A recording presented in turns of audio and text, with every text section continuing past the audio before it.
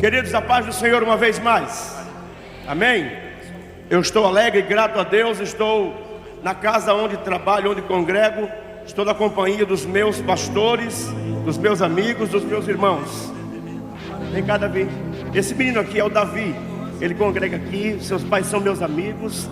E ele ora muito por mim, sempre orou por mim. E quando eu estava no hospital, ele disse para os pais: papai e mamãe, nós temos que comprar uma gravata nova, porque o pastor Lucier vai precisar para pregar nos Gideões próximo ano. Ele é lindo aqui, mas eu trouxe ele aqui para dizer que o lugar dele é ao lado dos pais. Ele vai voltar para o lado dos pais, vai crescer, vai estudar, vai se consagrar, porque púlpito não é lugar de menino.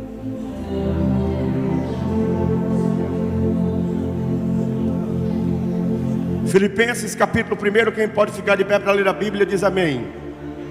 Filipenses capítulo 1, versículo de número 6. Enquanto você localiza o texto, pastor Zilmar, pastor Adriano, pastor Jairo, pastor Silas.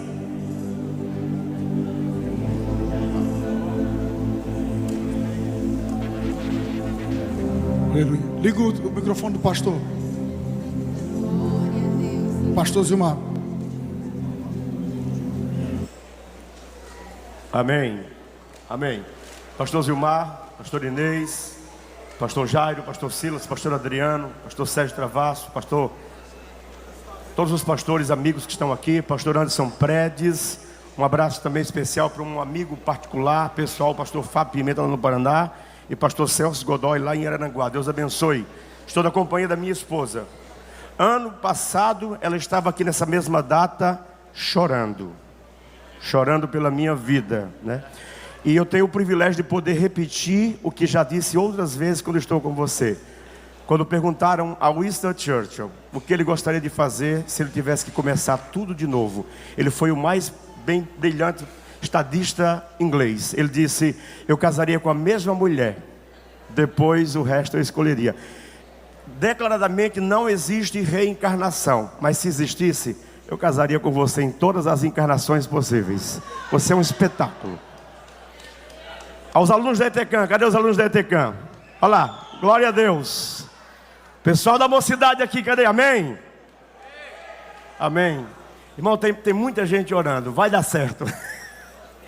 Quem achou Filipenses capítulo 1, versículo 6, diz amém. Tendo por certo isto mesmo, que aquele que em vós começou a boa obra, ele a aperfeiçoará até o dia de Cristo Jesus. Quem crê diz amém. Amém.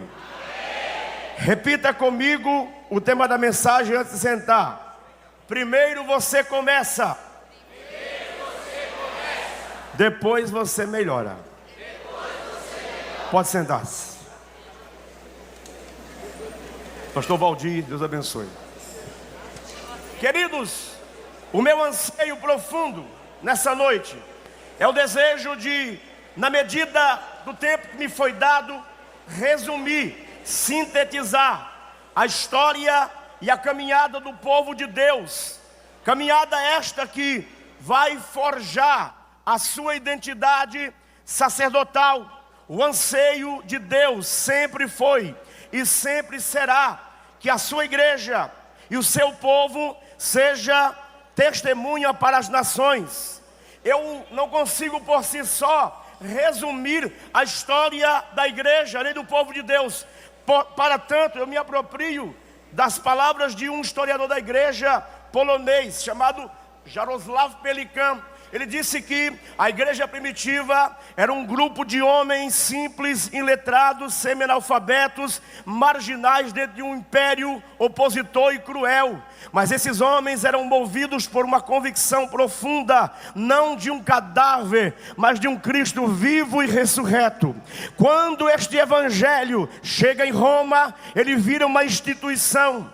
Quando ele chega na Europa, ele vira uma cultura. Quando ele chega na América Latina, ele vira um negócio. Quando ele chega no Brasil, esse historiador, no alto da sua idade, disse que nós não sabemos no que isso ainda se transformou. Isso retrata aquilo que Paulo, na sua capacidade profunda de prever todo o distanciamento que acompanharia a igreja dos princípios da palavra de Deus, diz: ainda que eu mesmo, ou um anjo, desça do céu e vos pregue outro evangelho além do que eu já tenho pregado, seja este anátema. Paulo está falando da desconstrução do legítimo e autêntico evangelho. E o título que eu propus aqui,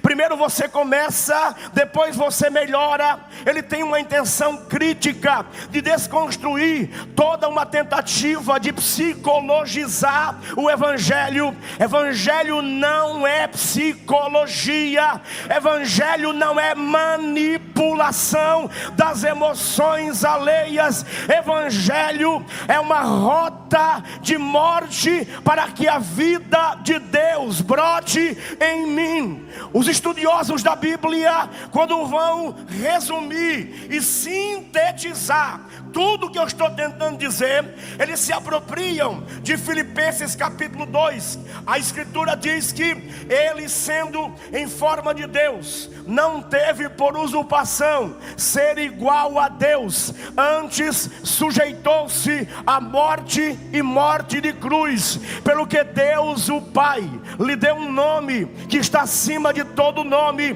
para que diante do seu nome todo joelho se dobre e toda língua confesse para a glória de Deus. Eu já estive nas águas caudalosas do Amazonas, mas nunca vi um amazonense dizer: em nome de Ara, águas parem. Eu já estive embarcado, mas eu nunca vi nenhum marinheiro dizer: em nome de Emanjá, mar, acalma-te. Mas a Bíblia diz em Marcos 4:35 que Jesus estava dormindo no meio de uma tempestade. Para o desespero dos discípulos, a Bíblia diz que eles o acordaram. Ele, pondo-se em pé, disse: mar, aquieta-te, vento, se acalma. O universo só conhece um Criador, o resto é invenção do coração humano.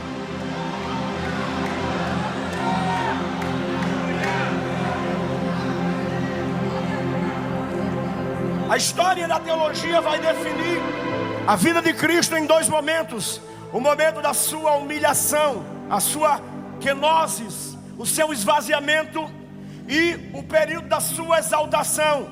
Quando eu digo primeiro você começa, depois você melhora, eu não estou falando sobre você, eu estou falando sobre o que Deus lhe chamou para ser nele. Porque no mundo grego havia uma expressão usada por todo grego. O grego levantava-se de manhã, batia no peito e dizia: eu posso, eu posso, eu posso. Mas Paulo ressignifica toda a cultura grega e diz: eu posso tudo naquele que me fortalece. Não é sobre nós, é sobre Cristo.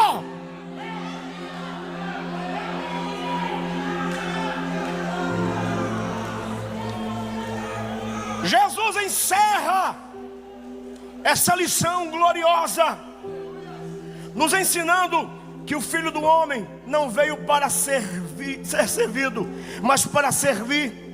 Quando você pega toda a tentativa de Paulo de resumir essa frase aqui, ele está pensando em três personagens centrais da fé judaica. Ele está pensando em Abrão. A escritura diz que Deus vai formar um povo, uma nação, e dessa nação virá o Messias. Deus chega para um homem que é pagão. O nome dele não é Abraão, é Abrão. E Deus diz para ele: Abrão, sai da tua terra, do meio da tua parentela, e vai para uma terra que eu te mostrarei. Sair é lerrar. Deus está negociando com Abraão. Quem está negociando com Abraão, é Deus. Deus está dizendo: se você ficar, é só Abraão, pai de muitos. Se sair, vira Abraão, pai de multidões. Se ficar, vai ser sacerdote pagão, igual seu pai. Se sair, vira Abraão, pai da fé. Se ficar, vai herdar umas poucas herdades que o seu pai deixou. Se sair, eu te abençoarei. Abençoarei os que te abençoarem, e amaldiçoarei os que te amaldiçoarem. Se você ficar, vai gerar filhos e vai ser um líder tribal. E se sair, eu farei a tua descendência numerosa como a areia que está na praia, e como as estrelas que enchem os céus. Você pode pensar: isso não tem nada a ver comigo. Tem. Há 3 anos atrás, eu fui buscar a minha esposa lá na livraria catarinense. Período de pandemia, a gente não podia pregar. Ela foi trabalhar para me ajudar. E sabe o que aconteceu? Eu parei da sinaleira, mais ou menos uns 100 metros, 200 metros dentro do shopping. E eu olhei e tinha um rapaz jogando bolinhas para cima, mal vestido, tatuado. E o Senhor, o mesmo que me arrancou do ateísmo e da militância marxista, disse: pegue tudo que tem no bolso e dá para o meu servo. Eu olhei assim e disse: não tem cara de servo. E o Senhor disse: porque não é seu, é meu.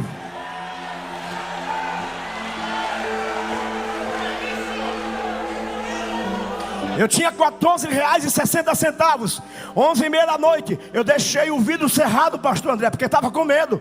Quando eu tirei, ele segurou minha mão e disse em espanhol: que o Deus de Abraão, de Isaac e de Jacó, que é o Deus dos meus pais lá na Argentina, e é o Deus dos teus pais no interior da Paraíba.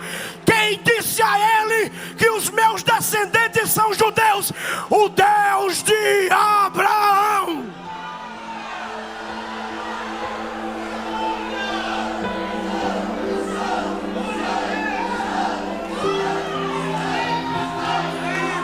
Gabara Katuriverra sai.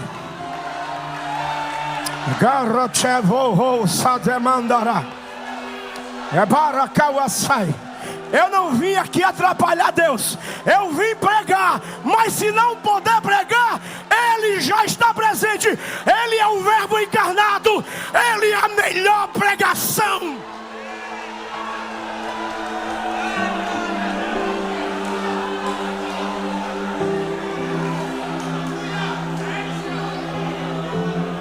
Tudo isto começa lá no jardim.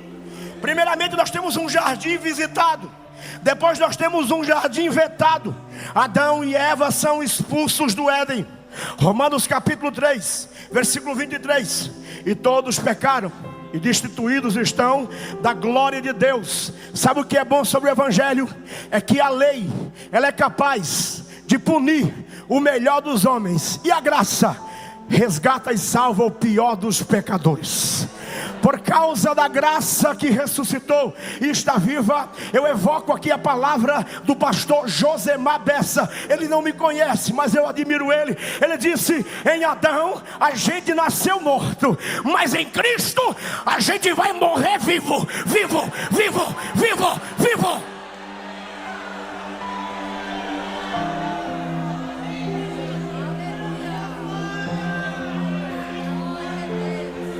Moisés é chamado para conduzir o povo para fora do cativeiro egípcio de Israel. Abraão é chamado para sair de Uz. E os profetas, um a um, são chamados para denunciar a apostasia que marcará não somente o sacerdócio de Israel. E ele vai se encerrar em Malaquias. Se você acha que eu estou brincando, a Escritura diz que houve 400 anos de silêncio profético. E esse silêncio entre Malaquias e o Novo Testamento é quebrado por um outro profeta, esquisitão. Esquisitão. O nome dele é João Batista. E sabe o que ele diz? Eis aí o Cordeiro de Deus que tira o pecado do mundo. Eu tenho uma palavra àqueles que perseguem os legítimos pregadores do Evangelho. Calaram Paulo, mas Deus está levantando João.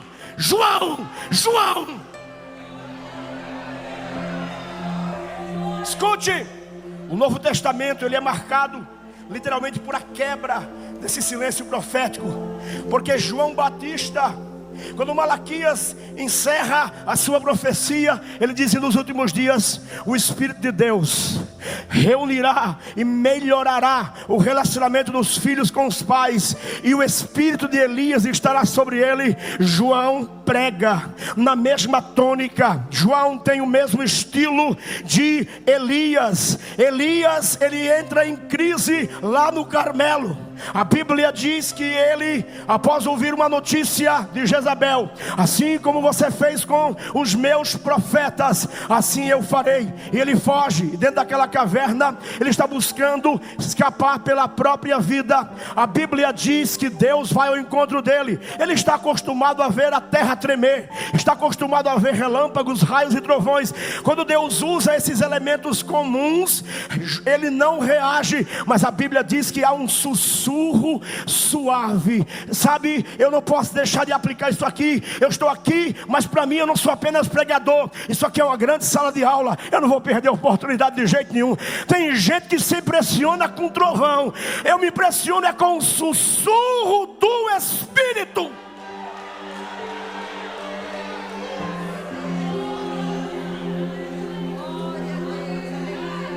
João Batista introduz Cristo no reino. E a Bíblia vai nos ensinar que a vida cristã, ela é feita de retrocessos, de avanços. Ninguém é perfeito, ninguém consegue atingir níveis de excelência. Todos nós temos nossos dias maus. Quem aqui já não viveu uma crise vocacional? Eu vivi.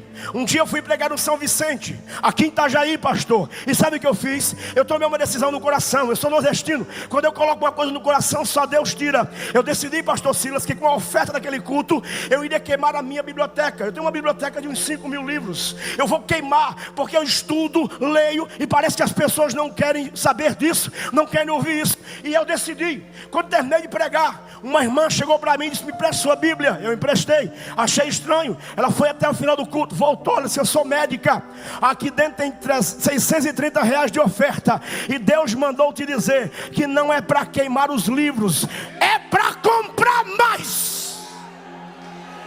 Não é porque não está dando certo do jeito que você quer, não significa que Deus não está contigo. Deus não mede o nosso crescimento, nem a nossa excelência por aceitação, nem por aprovação. Tem gente que está na boca de todo mundo, mas não está no coração de Deus.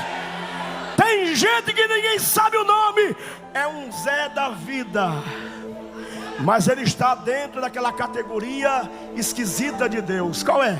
E ele escolheu as coisas loucas do mundo para confundir as sábias, e escolheu as coisas fracas, pastor Davis, para confundir as fortes, pastor Edmilton. Ele escolheu as coisas desprezíveis e as que não são, para reduzir a nada as que são, para que quando ele agir, ele está agindo, toda boca diga: porque dele, por ele, para ele são todas as coisas. Ó profundidade, tanto da sabedoria quanto do conhecimento de Deus. Quão insondáveis são, Senhor, os teus caminhos. Eu quero correr. Jesus será o modelo permanente para todas as questões que virão depois dele.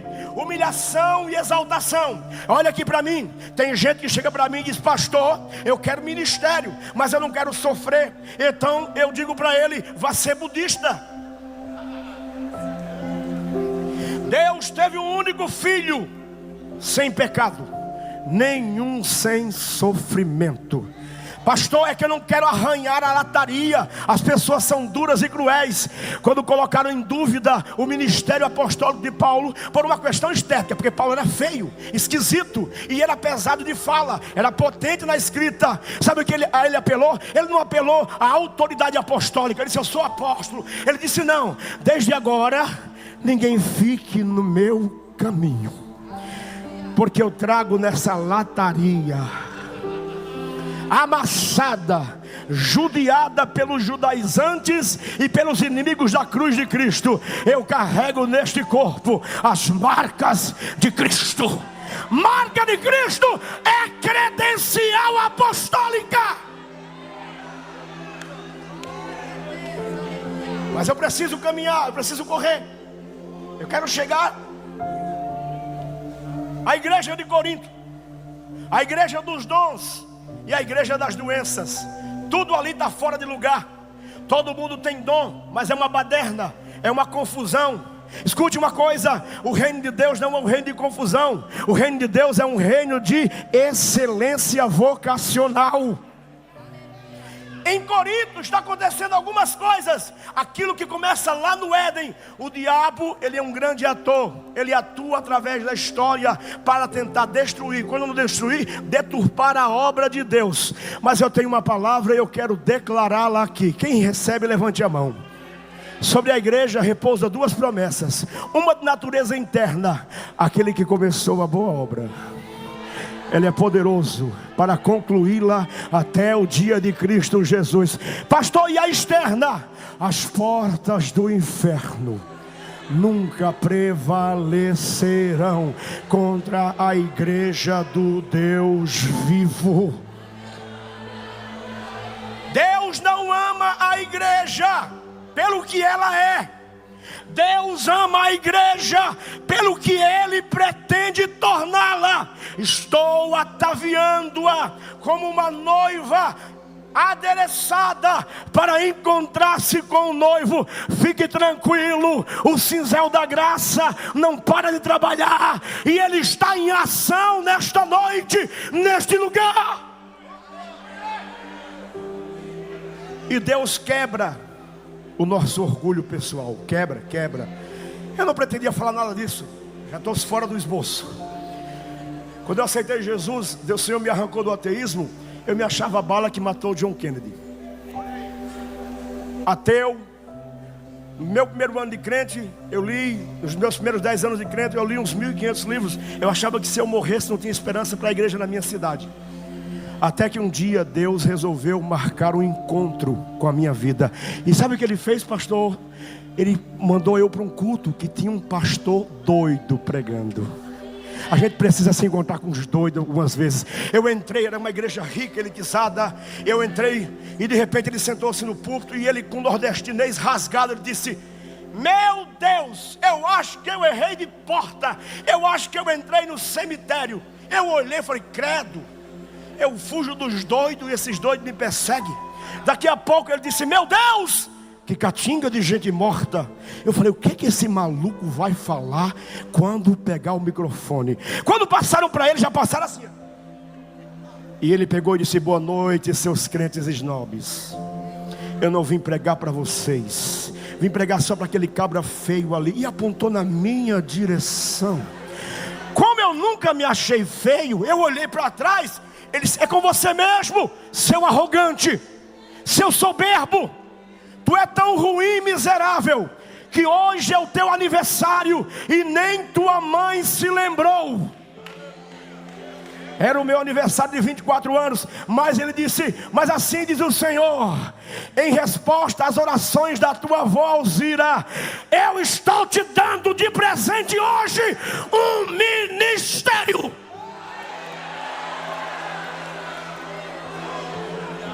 E sabe do que isso veio resultar?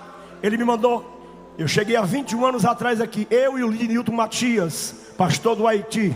Chegamos juntos de moto, numa 125, com a cara e com a coragem. Os meus amigos de ateísmo diziam: o espírito de Che Guevara está sobre ele, tentando dar a volta na América. Não, eu estava debaixo da orientação de Deus. E eu tenho a autoridade de Deus para dizer: quem obedece a Deus prospera. Quem obedece a Deus chega aonde não chegaria sozinho. Maldito o homem que põe a confiança no braço da sua carne. Que nesta noite toda alma seja tomada de um temor profundo e você possa dizer: não eu, mas Ele. Que Ele cresça, que Ele cresça, que Ele cresça, que Ele cresça. Mas eu amo as epístolas de Paulo, e Paulo está resumindo a história do povo de Israel. Paulo está resumindo 5.000 anos de história. Mas Paulo não é o tipo de líder que não tem fraquezas. 2 Coríntios capítulo 1, versículo 8, ele disse: não quero, irmãos, que ignoreis a tão grande e tamanha angústia, tilipsis em grego, um estado de perturbação mental, um estado de angústia. Não quero, irmãos, que ignoreis a tão grande e tamanha angústia que nos sobreveio na Ásia. Tamanha foi que até da vida nos desesperamos. Mas foi bom que fosse assim, para que não confiássemos em nós mesmos, mas em Deus, que até dos mortos ressuscita. Aqui tem 236 páginas de documentos, avaliada por uma junta de 6 médicos. Eu não tenho problema de saúde, nunca tive. Antes de eu parar no hospital ano passado, nessa mesma data, eu caminhava 8 quilômetros. Hoje eu caminho 15 quilômetros de segunda a sexta. Mas não emagrece. Não é sobre emagrecer, é sobre ter qualidade de vida. Quem tem promessa precisa ficar vivo para que elas se cumpram. Mas eu fui fazer uma coisa perigosa. E o que foi, pastor? Eu fui orar. Orar é uma coisa perigosa. Eu estava orando de madrugada, 3:30 da manhã, na minha casa. A esposa estava dormindo, e o Senhor disse: a partir de hoje, você vai orar no templo sede, das 11 à 1 da manhã, pelo tempo que eu lhe mandar. Eu falei: Senhor, levanta alguém para orar comigo. Não é que me ligou no outro dia um advogado alemão com TDAH, ele deve estar por aqui, Romão. Ele disse: pastor, Deus falou comigo que mandou o senhor orar, e mandou orar com o senhor. A gente começa quando? Hoje. 183 noites seguidas, orando aqui e ali. Ninguém sabia, ele não sabia, mas eu ia orar e Deus dizia para mim: eu vou permitir você passar pela morte. Eu tive visões com o caixão da Etecam, a bandeira, e eu morto. Eu estava nas mesas com a minha esposa, e eu amo a minha família. Para mim, o melhor lugar de culto é na mesa. Salomão é sábio demais. Ele disse: vai, come gostosamente a tua comida, goza a vida com a mulher que tu amas, porque esta é a tua porção debaixo do sol. E eu estava ali, mas Deus disse: não conte nada para ela. Dani, não tem segredos entre eu e Dani. Inclusive ela sabe todas as minhas senhas. Ela sabe quem eu sou, aonde eu estou e para onde eu vou. Mas Deus disse: não conte para ela. E eu fiquei em silêncio. Eu ia pregar em alguns lugares, e Deus levantava sempre uma irmã do círculo de oração e dizia: pastor, que culto abençoado, mas eu acabei de ter uma visão com o senhor morto. Eu falei: fica tranquilo, eu sei o que é, fica em paz. E eu fui pregar uma semana antes, lá no pastor Mário, em Atalanta, um seminário. Sexta à noite, sábado de manhã, sábado à tarde, sábado à noite, domingo de manhã, domingo de tarde, domingo à noite, debaixo de uma tenda. Faltou energia para encerrar o seminário. Deus tomou aquele alemão vermelho e disse: como eu tenho falado contigo em dias contados nos dedos, eu estou descendo contigo no vale da sombra e da morte, mas eu vou voltar contigo de lá, e depois eu farei isso, farei aquilo. E se tu se esquecer que foi eu, tu desce de novo e não sobe mais. Cheguei na segunda-feira, o meu organismo, a minha caixa torácica era como se fosse uma churrasqueira. Todos os meus órgãos estavam cozinhando. Mas segunda eu tenho rádio, terça eu tenho rádio, quarta eu faço rádio, quinta eu faço rádio, eu faço faculdade, eu faço pós-graduação, eu sou diretor de escola. Eu não parei, preguei lá no Bom Samaritano. Quando eu cheguei na sexta-feira, não aguentei mais. Eu estava com retenção de líquido, 5,5 litros de líquido. Eu fui levado para o hospital no dia 21, no dia 22 de manhã. Eu dei entrada na UTI. E o que foi diagnosticado, pastor? Pancreatite aguda, falência cardíaca, efizema pulmonar, água na pleura, e mais 3 outros órgãos foram afetados. No 9º dia que eu estava na UTI, a minha esposa foi me visitar. Esse é o dia, 9º dia. O meu organismo não aguentou. e eu parti. Só que quando eu saí, quem está me ouvindo diz amém. Quando eu saí do meu corpo, eu não saí para o nada. Havia um anjo do Senhor ao lado da minha cama, me aguardando. Ele pegou a minha mão e disse: vamos comigo no lugar. E ele me arrancou do Marieta, e em 3 segundos eu estava aqui. Havia gente aqui chorando e orando. Eu caminhei por mais ou menos 1 hora no meio da multidão. Escutei oração de gente dizendo: Deus não leva, Deus traz de volta. Mas tinha gente orando também: prepare e leva, prepare e leva. Mas escute uma coisa: se você tem promessa e Deus disse que iria lhe usar, Ele te livra até da morte.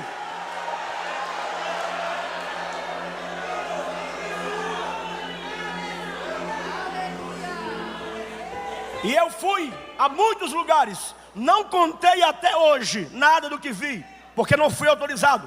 Mas uma coisa eu posso dizer, que quando eu voltei para a cama, havia os médicos olhando para o meu corpo, já aquela preparação, e eu voltei gritando: Jesus está vivo, eu cheguei agora da presença dEle.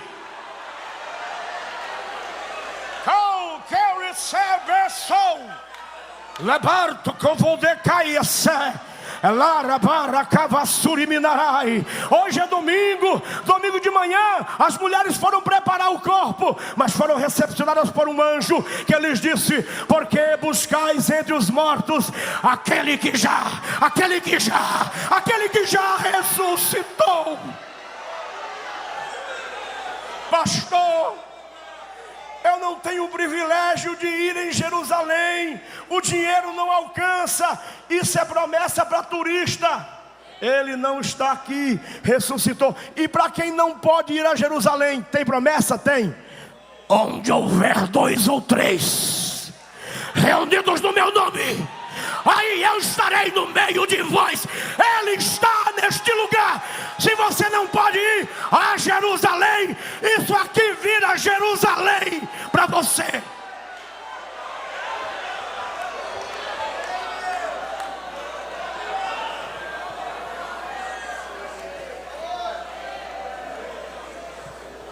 Para surpresa dos médicos, eu perdi 12 quilos em 13 dias. Eu fiquei 12 dias sem comer, 12 dias sem beber. Eu tive flacidez muscular, eu levei 15 dias para reaprender a andar. Mas o mais impactante é que eles disseram: ele tem um passado como atleta, e eu joguei futebol profissional. Ele vai, se ele escapar, ele vai voltar à vida. Mas tem uma coisa que não vai escapar: é o pulmão. Mentira! Mentira! Mentira! Aquele que faz a ferida é o mesmo que sara a ferida.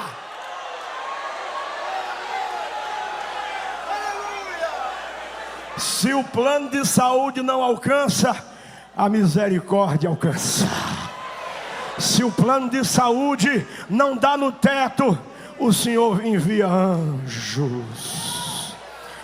Você ainda está esperando Cristo voltar? Ele passeia no nosso meio, ele passeia no nosso meio. Eu gosto de aplicar conceito teológico e traduzir em verdade simples. Eu sempre andei, eu sou egresso da filosofia, da história, da antropologia, das áreas humanas, mas eu nunca neguei a realidade do mundo espiritual. Meu pai era envolvido com o ocultismo, e eu me lembro que um dia eu estava caminhando aqui perto com um amigo meu, professor de filosofia, e ele muito debochado disse assim: pastor Silas, esses crentes mais velhos, cheio de coisa, né? Eu falei: é? Cutuca para ver. E a gente passou aqui de frente à Presbiteriana, tem uma parada de ônibus, e tinha um irmão aqui da sede, um velhinho. E o meu amigo colocou o braço para fora e falou assim: pai do senhor, meu irmão, o senhor está esperando o ônibus? Ele baixou a cabeça e coçou. Eu falei: lá vem a paulada. Ele disse: meu filho, eu sempre estou esperando Jesus. Se o ônibus vier primeiro, eu pego. Quando eu falei, ele falou isso, o Espírito de Deus falou no meu coração: só fala isso quem acredita nisso, só fala isso quem acredita nisso, só fala isso quem acredita nisso, só fala isso quem acredita nisso. Se você tem dúvida de que Jesus está vivo, eu tenho uma notícia boa para você. Ele disse: quem crê em mim, ainda que esteja morto, viverá, viverá. E se Ele ressuscita corpos, também ressuscita sonhos. Se ressuscita sonhos, sonhos, também ressuscita ministérios. Se ressuscita ministérios, também ressuscita vocação. Deixa eu caminhar. Eu quero chegar a 2 Coríntios. Eu estou pulando. Eu sou um pregador mais extensivo. O capítulo 1 é o capítulo da confissão. Eu vou morrer, estou desesperado. O capítulo 2 é o capítulo das lágrimas. Paulo é rejeitado pela igreja. O capítulo 3 e 4 é o capítulo da rejeição aberta e declarada. O capítulo 5 é o capítulo da esperança. Literalmente, aqui nós somos lembrados que nós trabalhamos para um Senhor fiel. Escute uma coisa, existe uma filosofia sutil tentando invadir a vida da igreja. Ela chama-se coach. É uma mistura de psicologia ericksoniana, barata, com misticismo oriental. Ele diz: acredita em você mesmo, você é o ponto fraco de Deus. Não, se você quer coach, eu tenho um coach paulino.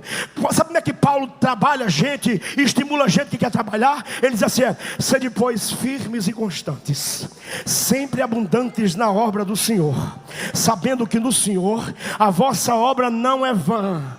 Escute, mas qual é a razão disso? O capítulo 15 de 1 Coríntios é o capítulo da ressurreição. Paulo está dizendo: trabalhe, porque quem vai lhe recompensar já ressuscitou.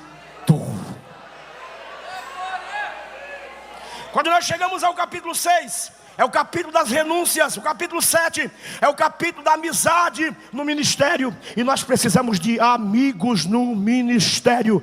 Nós precisamos de amizades verdadeiras. O capítulo 8 e 9 é o capítulo da generosidade. A igreja é pobre, é pequena, mas ela rompe com a religião da ganância e com a religião da cobiça. O capítulo 10 é o capítulo da autodefesa.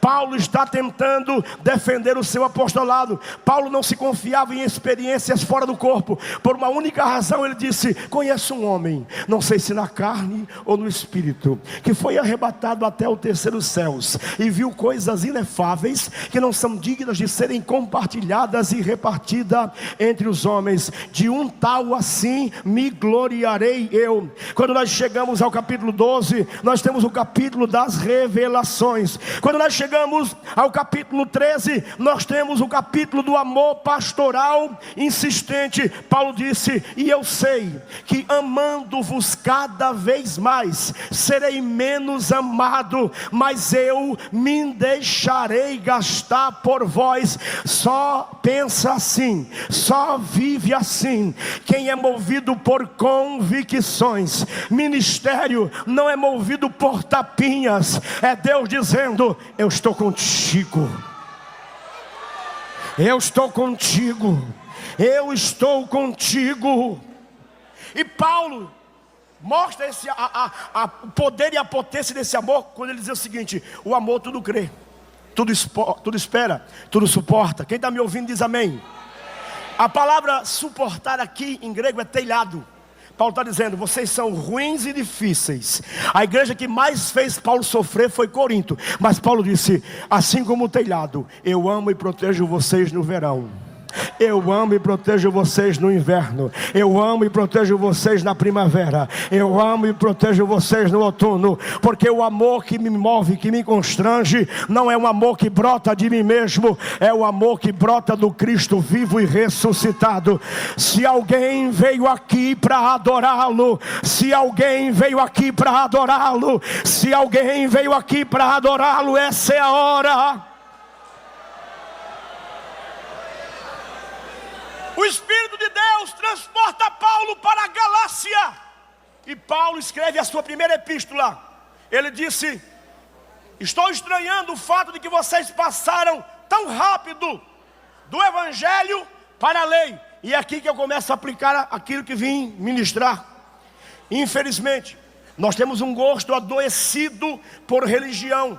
E esse gosto, ele é muito mais determinado do que o nosso apetite pelo Evangelho da graça. A gente gosta de mística, a gente gosta de manipulação de emoções. O Evangelho não brinca conosco. Quem está me ouvindo diz amém.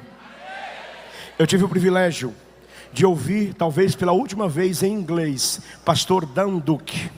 Ele, na década de 70, no auge da União das Repúblicas Soviéticas Socialistas, o comunismo estava matando pastores e padres em toda a Europa. E ele descobriu, irmã Inês, que na Polônia os irmãos não tinham nenhuma Bíblia para ler. E ele tinha 36 Bíblias de estudo. Ele orou durante 30 dias. Deus me leva na Polônia. Deus me leva na Polônia. Deus me leva na Polônia. No 30º dia Deus disse: Dan, você quer realmente levar essas Bíblias da Polônia? Eu quero, Senhor. Eu não prometo que você volta vivo. Ele orou mais alguns dias e foi.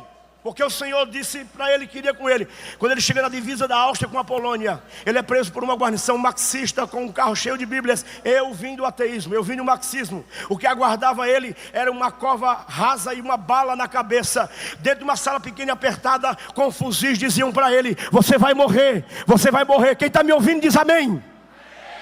Ele então começa a ficar possuído de medo, de medo, de medo, de medo. Eu estou pregando sobre missão, é missão, escute. Ele disse: Deus, eu tenho uma linda esposa e eu vou morrer. Deus disse: Dan, se essa é a sua preocupação, morra em paz. Eu arrumo um marido bem melhor do que você para ela. Senhor, eu tenho 2 filhos. E eu me identifiquei porque é a mesma idade dos meus, 16 e 13. E eu quero vê-los crescer. Senhor, eu quero levá-los ao altar, eu quero levá-los à universidade. Sabe o que aconteceu? Deus disse: essa é a sua preocupação, Dan? Morra em paz. Eu arrumo um pai bem melhor do que você para eles. Ele então disse que constatou pela primeira vez que estava lidando com aquilo que a igreja primitiva lidava todos os dias. Ser crente na igreja primitiva era andar com a certidão de óbito debaixo do braço. A qualquer hora os seus bens seriam confiscados e você seria levado para um lugar de crucificação. Ele então, tomado de um grande medo, disse: Deus, e agora? De repente ele começou a sentir uma gostosa e gloriosa. E quem é pentecostal já sabe de que presença eu estou falando. E aquele ambiente ficou tão cheio, e ele descobriu que o que o Senhor disse não era apenas um registro teológico, era uma verdade para a vida. Eu vou para o Pai, mas eu rogarei ao Pai, eu não vos deixarei órfãos, eu vos enviarei o Consolador, e este estará convosco até a consumação dos séculos. Ele disse que sentiu uma ousadia tremenda, ficou de pé, apontou o dedo para aqueles homens armados e disse: eu vou embora, e eu vou levar as minhas Bíblias. Não vai, você vai morrer, a cova já está aberta e a arma já está engatilhada. Não, eu vou. E eu ouvi ele pregando em inglês para mais ou menos 5.000 pessoas. Agora com 80 anos, ele tirou um caderninho do bolso. Quando ele saiu dali e voltou para os Estados Unidos, ele escreveu no seu caderninho uma coisa que define a caminhada dele com Deus. Ele escreveu: depois que a gente morre, a gente não tem mais medo de morrer. Evangelho, missão, chamado começa com morte. Se já ressuscitastes com Cristo, buscai as coisas do alto, onde está Cristo, à destra de Deus. Agora, quando eu olho para a minha geração, e aqui eu quero aplicar o que é que Paulo diria aos pregadores, líderes e crentes do Brasil.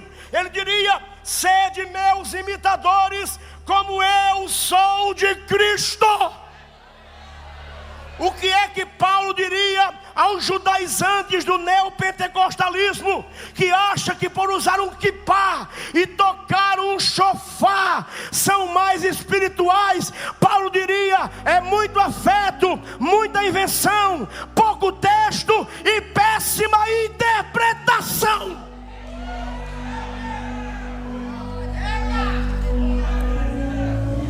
O que é que Paulo diria aquele que chega para as multidões e diz: lindo, lindo, lindo? Isso é cantiga de bar. Cantiga de igreja é: lindo, lindo, lindo és. Glória, glória eu te dou. Não é sobre nós, é sobre Ele. Não é sobre nós, é sobre Ele. Não vivo mais eu, não vivo mais eu, não vivo mais eu, mas Cristo vive em mim.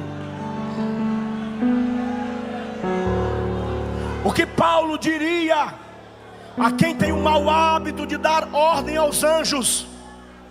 Paulo diria: ainda que um anjo desça do céu e vos pregue outro evangelho, seja este anátema. Sabe o que Paulo diria?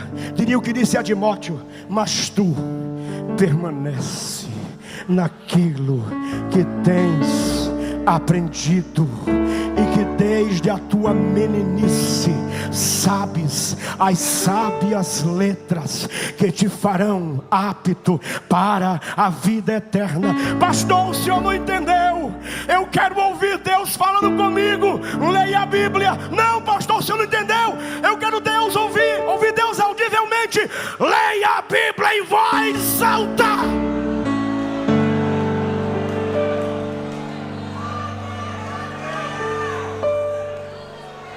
O que Paulo diria a quem manipula o sagrado? Quem manipula o sagrado é feiticeiro. Gente do Evangelho não manipula o sagrado. Gente do Evangelho trilha os princípios. E qual é?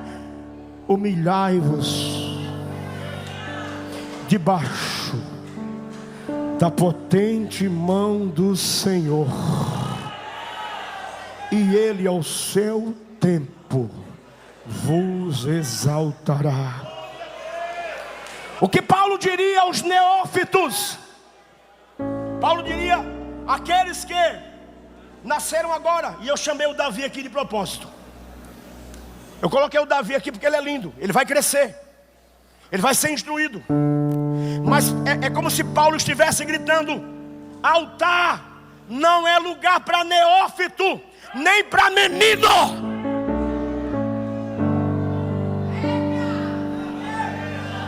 Se quiser dar glória, dê. Se não quiser, eu dou. Glória, glória, glória.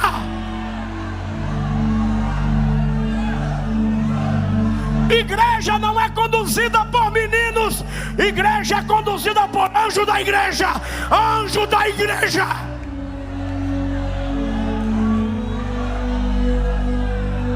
O que é que Paulo diria aos pregadores mirins, auto-intitulado profetas?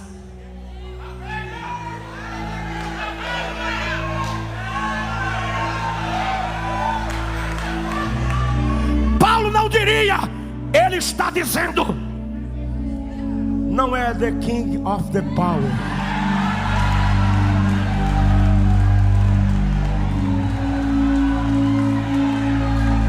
Pra cima de mim não. Pra cima de mim não. Pra cima de mim não.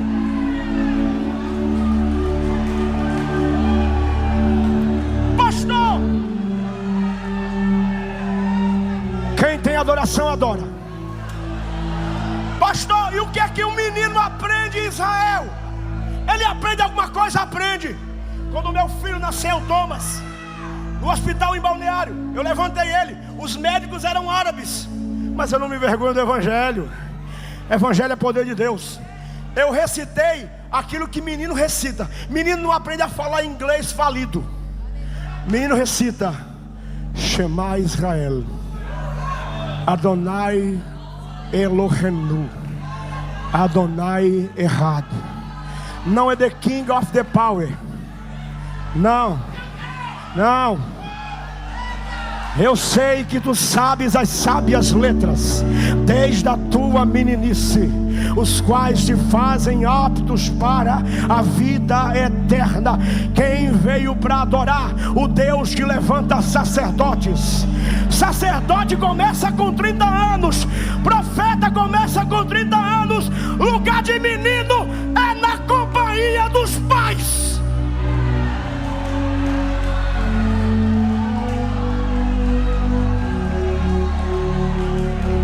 Você consegue imaginar um menino chegando para mim dizendo: eu sei essa crise conjugal que tu está passando, tu sabe de nada, vai tomar mamadeira.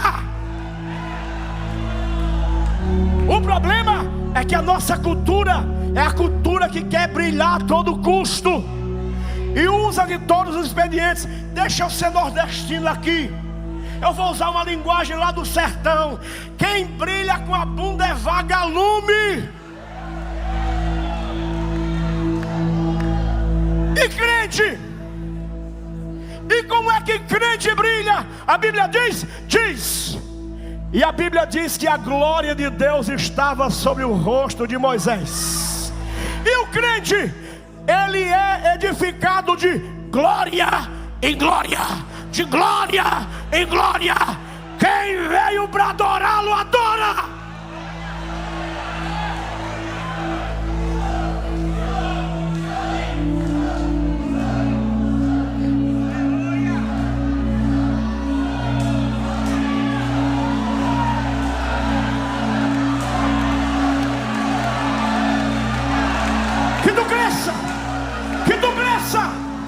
Que egos sejam anulados e que neste lugar brilhe o único que venceu a morte. Eu nasci de novo, eu ressuscitei, mas eu vou morrer. Sobre o meu Salvador repousa um título intransferível. Ele é o primogênito dentre os mortos. Nasceu, morreu, ressuscitou e não morre mais.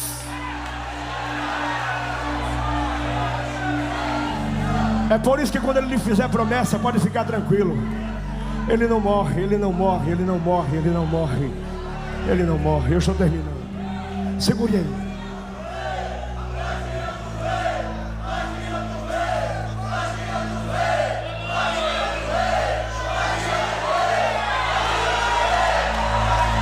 Se você não dá glória, ele dá. E a Bíblia diz: Deus habita no meio dos louvores do seu povo. Quem veio para adorá-lo, adore. Dá lugar, dá lugar, dá lugar. Eu voltei da morte para dizer: Ele vive, Ele vive, Ele vive, Ele vive.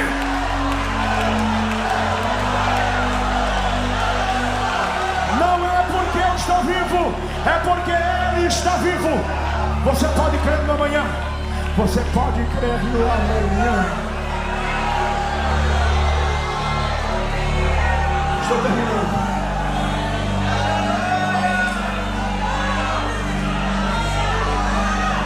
Que presença. Que presença. O nome disso aqui é Kavod. Kavod. Kadosh é quem é santo.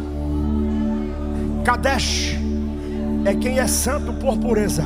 Mas quando quem é Kadosh adora quem é Kadesh, é santificado, é melhorado. Primeiro você começa, depois você melhora.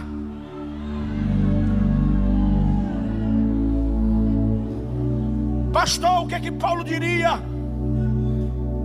aos que amam os lugares altos e só querem a sombra do Deus Todo-Poderoso? O que é que Paulo diria?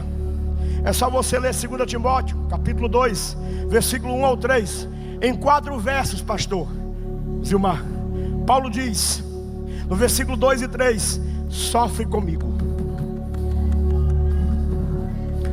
No versículo de número 9, ele diz, pelo que sofro por vós. No versículo de número 10, ele disse, portanto, tudo sofro.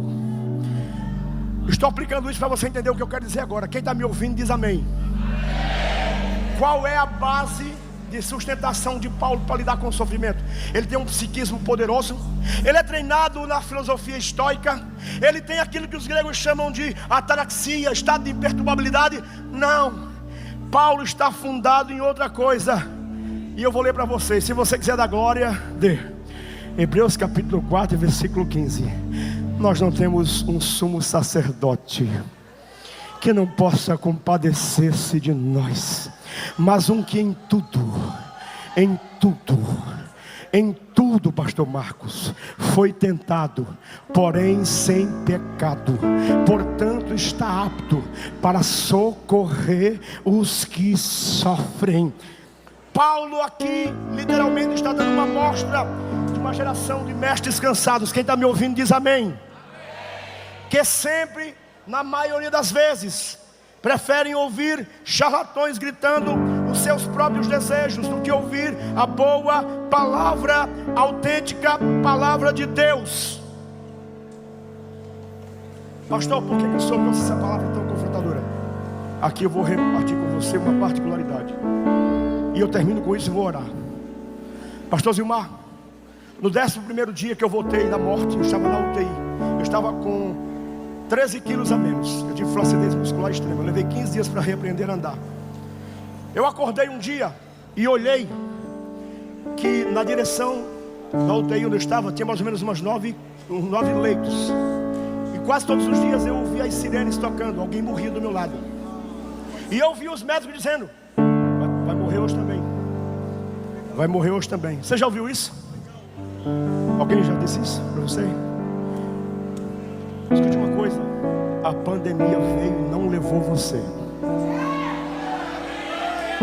Porque aqui está quem maior do que a pandemia. E eu olhei, pastor Inês, e chegou uma moça loira, bonita.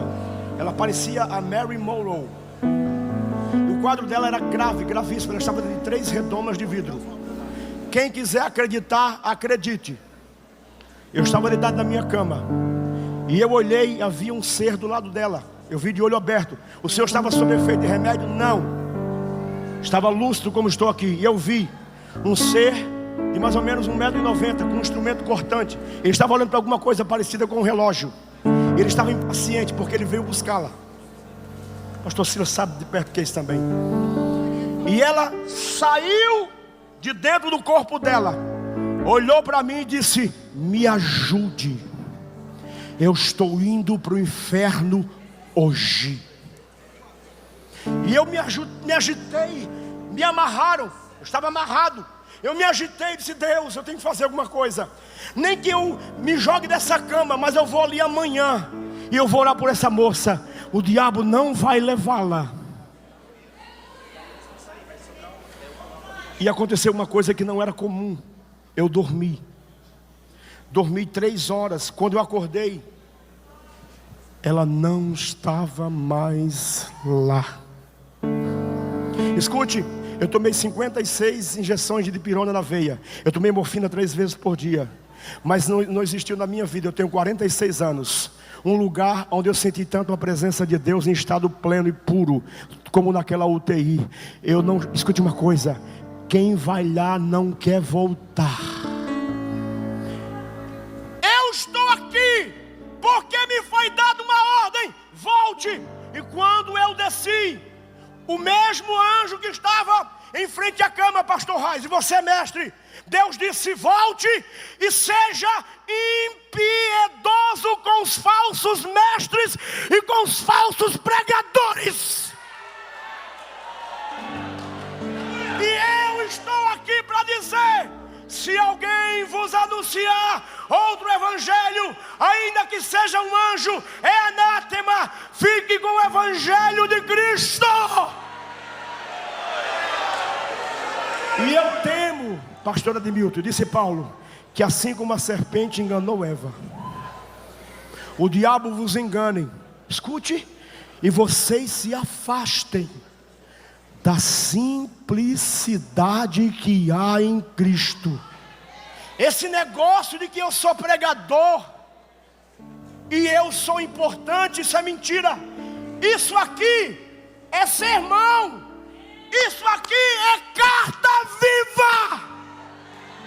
Você é carta viva. Você é carta viva. Você é sermão ambulante. Fica de pé para a gente orar.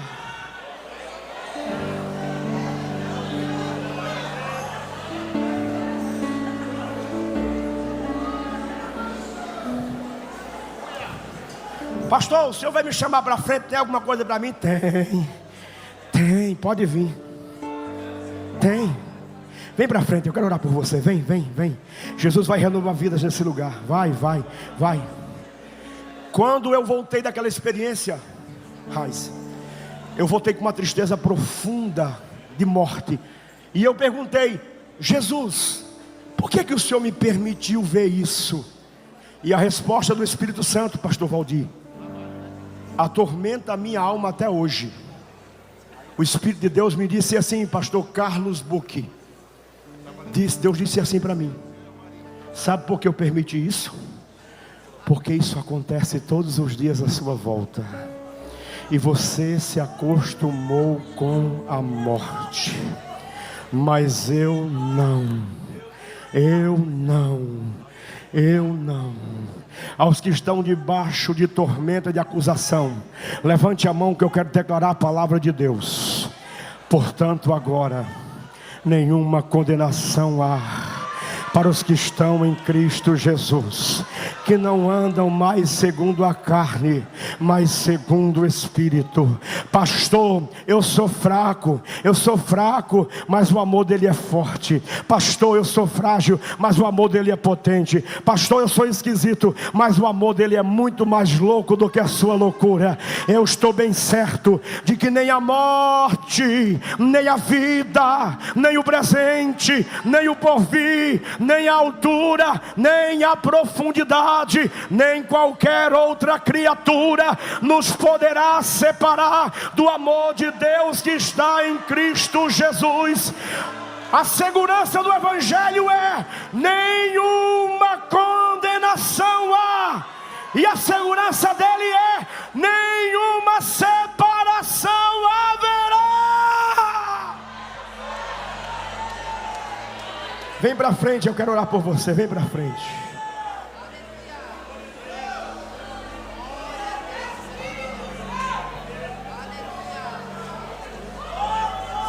Pastor Travasso, enquanto eu estava lá em cima, tem gente que diz que Deus usa anjo para curar. Eu não duvido, não estou duvidando disso. Mas enquanto eu estava lá em cima, o Senhor disse: onde você estiver pregando, para criança, jovem, adolescente, obreiro, convenção, e eu viajo pelo Brasil inteiro. Obrigado, meu pastor, por me respaldar. Deus disse: ore, porque eu vou curar. Pastor, o senhor está carregando algum tipo de fogo especial aí? Não, eu estou carregando uma promessa que é uma bomba atômica. Que promessa? Levante a mão para receber. E estes sinais seguirão aos que creem, e em meu nome imporão as mãos sobre os enfermos e os curarão. Me perdoe se eu estou pecando no horário, olha aqui para mim. Você só vai experimentar o poder do Evangelho se você entender. Você é pentecostal de mente e de coração. De mente e de coração. De mente e de coração. A Escritura diz assim, quem está me ouvindo aqui diz amém. Amém.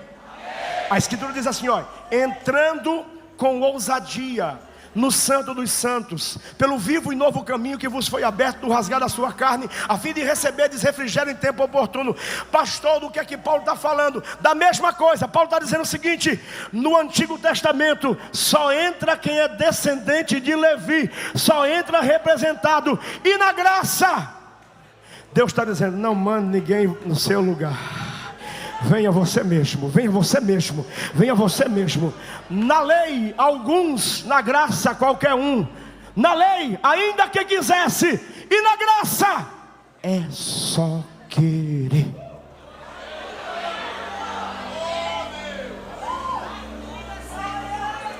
Opa, vem cantar, vem cá, meu amado. Eu já vou orar. Ei, o caminho está aberto. A minha gravata, o meu terno não pode fazer nada, mas quem pode está passeando no nosso meio. Ele está neste lugar, Ele está neste lugar, Ele está neste lugar, Ele está neste lugar. Eu já vou orar.